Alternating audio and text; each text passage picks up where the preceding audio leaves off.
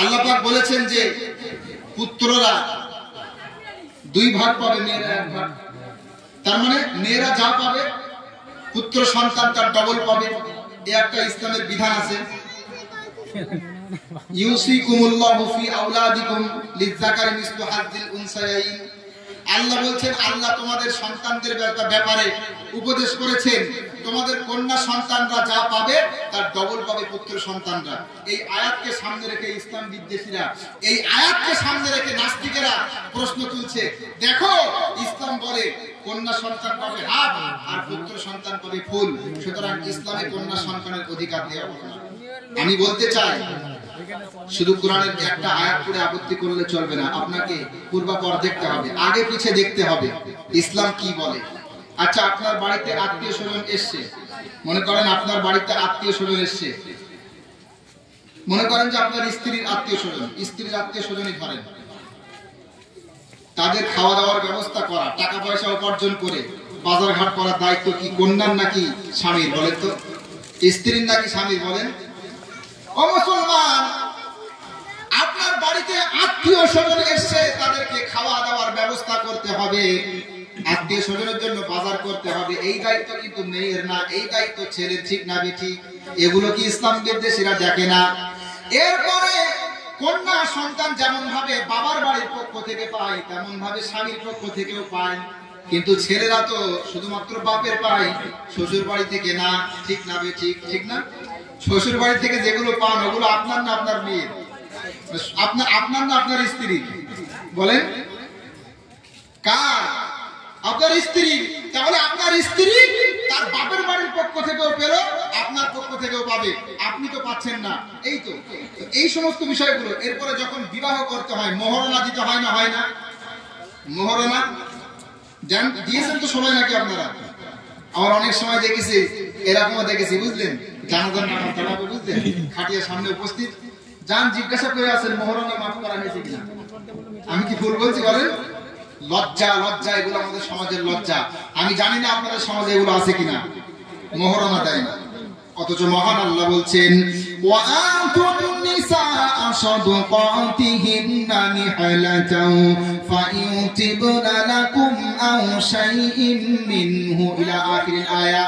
মহান আল্লাহ বলছে, তোমরা তোমাদের স্ত্রীদেরকে মোহর আদা বাবু যে অংশ নির্ধারণ করা হয়েছে সেটা দিয়ে দাও।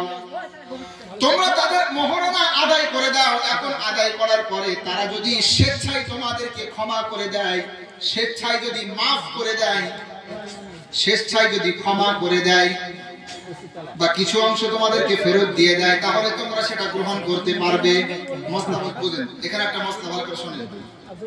অনেকে আছে কি জানেন, বিবাহের সময় মানুষের কাছ থেকে একটু নাম কিনবে, দাম বাড়াবে শ্বশুর বাড়িতে, 40,000 টাকা মোহরনা এরকম ঘোষণা করে দিল, পরে গিয়ে স্ত্রীর কাছে ক্ষমা চায়, আছে না নেই বলেন?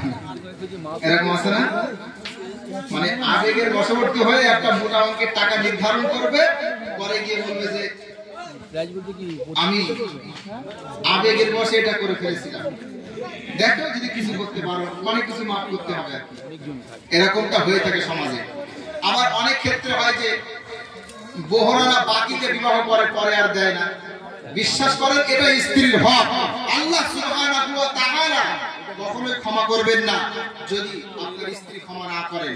এখন অনেকেই বলবেন স্ত্রী তো ক্ষমা করে দেন। আমি আপনাকে বলতে পারি, স্ত্রী হয়তো স্বামীর মহব্বতে ভালোবাসায় হয়তো ক্ষমা করে দেয়, না করতে পারে না, কিন্তু অন্তর থেকে কিন্তু সবাই ক্ষমা করবে না। এজন্য বলবো, মোহরানার টাকা যদি এখনো পর্যন্ত কারোর বাকি থেকে থাকে অবশ্যই আদায় করে দেবেন, এটা তাদের প্রাপ্য অধিকার। যাই হোক, এটা আমার বিষয় না। আমি বলতে চেয়েছিলাম যে মেয়েদেরকে এই যে কিছু কিছু ক্ষেত্রে যে ছেলেদের উপরে দায়িত্ব দেওয়া হয়েছে, এই সমস্ত বিষয়গুলো বিবেচনা করে ইসলাম বলে ছেলেদের মেয়েদের ডবল দেওয়া হবে। এটা অনৈতিক না, এটা অমানবিক না, এটা বাস্তবসম্মত, এটা নৈতিক। যদি কেউ নিরপেক্ষ দৃষ্টি দিয়ে বিষয়টা ভাবে, তাহলে তার সামনে বিষয়টা স্পষ্ট হবে, এটা নৈতিক। বলেন সুবহানাল্লাহ। তো আমি বলতে চাইলাম, উত্তরাধিকারীদেরকে বঞ্চিত করা যাবে না। উত্তরাধিকার সূত্রে যারা যা কিছু আপনার কাছে পাবে সেটা আপনাকে বুঝিয়ে দেওয়া লাগবে, আর যদি না দেন তাহলে অবশ্যই অবশ্যই গুনাহ হবে।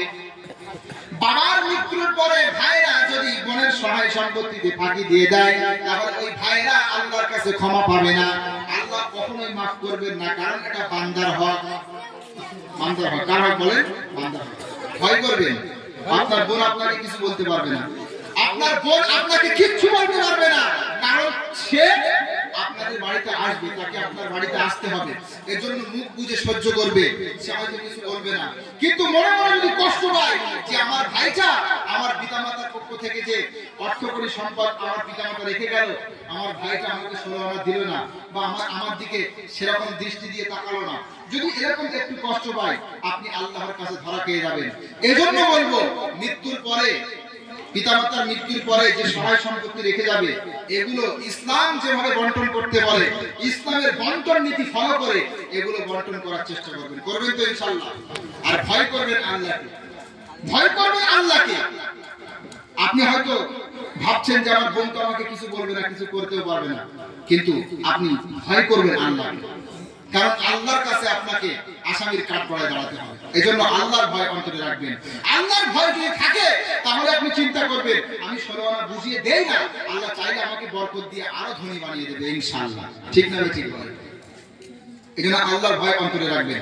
আল্লাহর ভয় যদি অন্তরে না থাকে, তাহলে গুনাহ থেকে বাঁচতে পারবেন না, এই অপরাধ থেকে বাঁচতে পারবেন না। শুধু প্রয়োজন আল্লাহর ভয়। এজন্য কবি কত সুন্দর কথা বলছেন, তোমার বুকে রাখো আল্লাহরই ভয়, আসবে না কোনোদিন কোনো পরাজয়, আসবে না কোনোদিন কোনো পরাজয়। তোমার বুকে রাখো আল্লাহরই ভয়, আসবে না কোনোদিন কোনো পরাজয়, আসবে না কোনোদিন কোনো পরাজয়। আল্লাহর বিধান মতে, কোরআন হাদিস হতে চালাও জীবন তোমার, পাবে মদদ খোদার। আল্লাহর বিধান মতে, কোরআন হাদিস হতে চালাও জীবন তোমার, পাবে মদদ খোদার। দোজখের আগুনে তুমি পাবে না তো ভয়, তোমার বুকে রাখো আল্লাহরই ভয়, আসবে না কোনোদিন কোনো পরাজয়, আসবে না কোনোদিন কোনো পরাজয়। হালাল হারাম বেছে সরল সত্য মেনে চালাও জীবন তোমার, পাবে মদদ খোদার। যাবে তুমি জান্নাতে, যা ছিল স্বপ্ন আমার, তোমার বুকে রাখো আল্লাহরই ভয়, আসবে না কোনোদিন কোনো পরাজয়, আসবে না কোনোদিন কোনো পরাজয়।